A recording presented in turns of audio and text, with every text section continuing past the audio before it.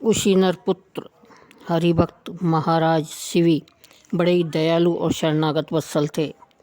एक समय राजा एक महान यज्ञ कर रहे थे। इतने में ही भय से कांपता हुआ एक कबूतर राजा के पास आया और उनकी गोद में छिप गया। इतने में ही उसके पीछे से ही उड़ता हुआ एक विशाल बाज आ गया और वह मनुष्य की सी भाषा में उदार हृदय से राजा से बोला। बाज बोला, हे राजन, पृथ्वी के धर्मात्मा राजाओं में आप सर्वश्रेष्ठ हैं, पर आज आप धर्म से विरुद्ध कर्म करने की इच्छा कैसे कर रहे हैं? आपने कृतज्ञ को धन से, झूठ को सत्य से, निर्दयी को क्षमा से और असाधु को अपनी साधुता से जीत लिया है। उपकार करने वाले के साथ तो सभी उपकार करते हैं, परंतु आप बुराई करने वाले के भी उपकार करते हैं। जो आपका अहित करता है और उसका भी हित करते हैं, पापियों पर भी आप दया करते हैं। और तो क्या, जो आप में दोष ढूंढते हैं उनमें भी आप भलाई ढूंढते हैं। ऐसे होकर भी आज आप ये क्या कर रहे हैं? मैं भूख से व्याकुल हूँ, मुझे यह कबूतर भोजन रूप में मिला है। आप इस कबूतर को मेरे लिए धर्म क्यों छोड़ रहे हैं? कबूतर बोला, महाराज, मैं बाज से डरकर प्राण रक्षा के लिए आपकी शरण में आया हूँ। आप मुझे बाज से को कभी मत दीजिएगा। राजा ने कहा, बाज से, तुमसे डरकर यह कबूतर अपनी प्राण रक्षा के लिए मेरे पास में आया है। इस तरह से शरण में आए कबूतर का मैं त्याग नहीं कर सकता। जो मनुष्य शरणागत की रक्षा नहीं करते या लोभ, द्वेष अथवा भय से उसे त्याग देते हैं, उनकी सज्जन लोग निंदा करते हैं और उनको ब्रह्म हत्या के समान पाप लगता है। तो जिस तरह हम लोगों को अपने प्राण प्यारे हैं, उसी तरह सबको ही प्यारे होते हैं। अच्छे लोगों को चाहिए कि वे मृत्यु भय से व्याकुल जीवों की रक्षा करें। मैं मरूंगा, यह दुख प्रत्येक पुरुष को होता है। इसी अनुमान से दूसरों की भी रक्षा करनी चाहिए। जिस प्रकार तुमको अपना जीवन प्यारा है, उसी प्रकार दूसरों को भी अपना जीवन प्यारा है। जिस तरह तुम भूख से मरना नहीं चाहकर अपना जीवन बचाना चाहते हो, उसी तरह तुम्हें दूसरों के जीवन की भी रक्षा करनी चाहिए। हे बाज, मैं यह भयभीत कबूतर तुम्हें नहीं दे सकता, और किसी उपाय से तुम्हारा काम बन सकता है तो मुझे शीघ्र बतलाओ, मैं करने को तैयार हूँ। बाज बोला, महाराज, भोजन से ही जीव उत्पन्न होते हैं, बढ़ते हैं और जीते हैं। बिना भोजन कोई नहीं रह सकता। मैं भूख के मारे मर जाऊंगा तो मेरे बाल बच्चे भी भूखे मर जाएंगे। एक कबूतर के बचाने में बहुत से जीवों की जानें जाएंगी। हे राजा, उस धर्म को धर्म नहीं कहना चाहिए जो दूसरों के धर्म में बाधा पहुंचाता है। श्रेष्ठ पुरुष उसी को धर्म के बतलाते हैं जिससे किसी में भी धर्म की बाधा नहीं पहुंचती। अतएव दो धर्मों का विरोध होने पर बुद्धि रूपी तराजू से उन्हें तोलना चाहिए, और जो अधिक महत्व का है या भारी मालूम हो उसे ही धर्म मानना चाहिए। राजा बोला, हे बाज, भय में पड़े हुए जीवों की रक्षा करने से बढ़कर दूसरा कोई धर्म नहीं है। जो मनुष्य दया से द्रवित होकर जीवों को अभयदान देता है, वह इस देह के छूटने पर संपूर्ण भय से छूट जाता है। और इस लोक में बड़ाई और स्वर्ग के लिए धन, वस्त्र और गो देने वाले बहुत हैं, परंतु सब जीवों की भलाई करने वाले पुरुष दुर्लभ है। बड़े बड़े यज्ञों का फल समय पर क्षय हो जाता है, पर भयभीत प्राणी को दिया हुआ अवयदान कभी क्षय नहीं होता। मैं राज्य या अपने शरीर का त्याग कर सकता हूँ, पर इस दीन भय से त्रस्त कबूतर को नहीं छोड़ सकता।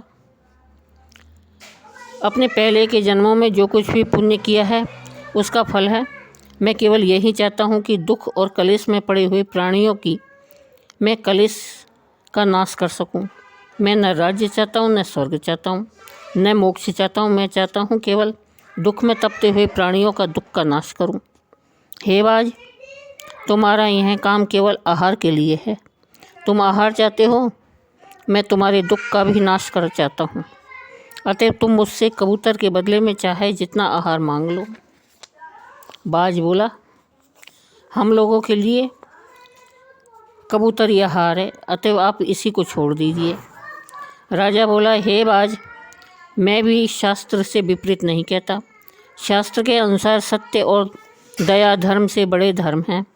उठते बैठते चलते सोते जागते हुए जो काम जीवों के हित के लिए नहीं होता वह पशु के समान है। जो मनुष्य स्थावर और जंगम जीवों की आत्मरक्षा करते हैं वे ही परम गति को प्राप्त होते हैं। जो मनुष्य समर्थ होकर भी मारे जाते हुए जीव की परवाह नहीं करता वह घोर नरक में गिरता है। मैं तुम्हें अपना समस्त राज्य दे सकता हूँ, पर इस कबूतर के सिवा तुम जो कुछ भी चाहोगे देने को तैयार हूँ, पर कबूतर को नहीं दे सकता। बाज ने कहा, हे राजन, यदि इस कबूतर पर आपका इतना प्रेम है तो इस कबूतर के ठीक बराबर तोलकर आप अपना मांस मुझे दे दीजिए, मैं अधिक नहीं चाहता।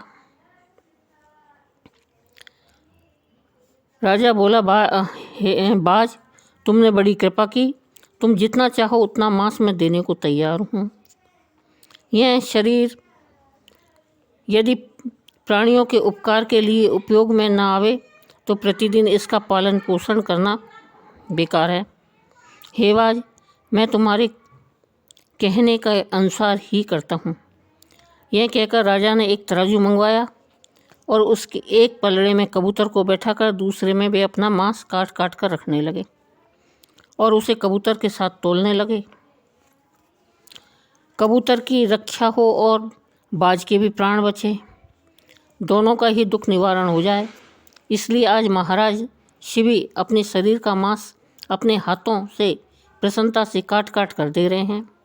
भगवान छिप छिप कर अपने भक्त के इस त्याग को देख देख कर प्रसन्न हो रहे हैं। तराजू में कबूतर का वजन मांस से बढ़ता गया। राजा ने शरीर भर का मांस काट कर रख दिया, परंतु कबूतर का पलड़ा नीचा ही रहा।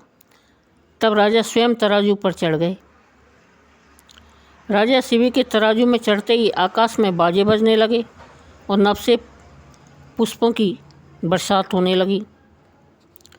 राजा मन में सोच रहे थे कि यह मनुष्य की सी वाणी बोलने वाला कबूतर और बाज कौन है तथा आकाश में बाजे बजने का कारण क्या है। इतने में ही बाज और कबूतर अंतर्ध्यान हो गए और उनके बदले में दो दिव्य देवता प्रकट हो गए। दोनों देवता इंद्र और अग्नि थे। इंद्र ने कहा, राजन, तुम्हारा कल्याण हो, मैं इंद्र हूँ और जो कबूतर बना था वह अग्नि है। हम लोग तुम्हारी परीक्षा करने आए थे। तुमने जैसा कठिन कार्य किया है ऐसा आज तक किसी ने नहीं किया। यह सारा संसार मोह में कर्म पास में बंधा हुआ है, परंतु तुम जगत के दुखों से छूटने के लिए करुणा से बंध गए हो। तुमने बड़ों से ईर्ष्या नहीं की, छोटों को कभी अपमान नहीं किया और बराबर वालों के साथ कभी स्पर्धा नहीं की। इससे तुम संसार में सबसे श्रेष्ठ हो। विधाता ने आकाश में जल से भरे बादलों को और फल से भरे वृक्षों को परोपकार के लिए ही रचा है। जो मनुष्य अपने प्राणों को त्याग कर भी दूसरों के प्राणों की रक्षा करता है वह उस परम धाम को पाता है जहाँ से फिर लौटना नहीं पड़ता। अपना पेट भरने के लिए तो पशु भी जीते हैं, किंतु प्रशंसा के योग्य जीवन तो उन लोगों का है जो दूसरों के लिए जीते हैं। तुम दिव्य रूप धारण करके चिरकाल तक पृथ्वी का पालन करके अंत में भगवान के ब्रह्मलोक में जाओगे।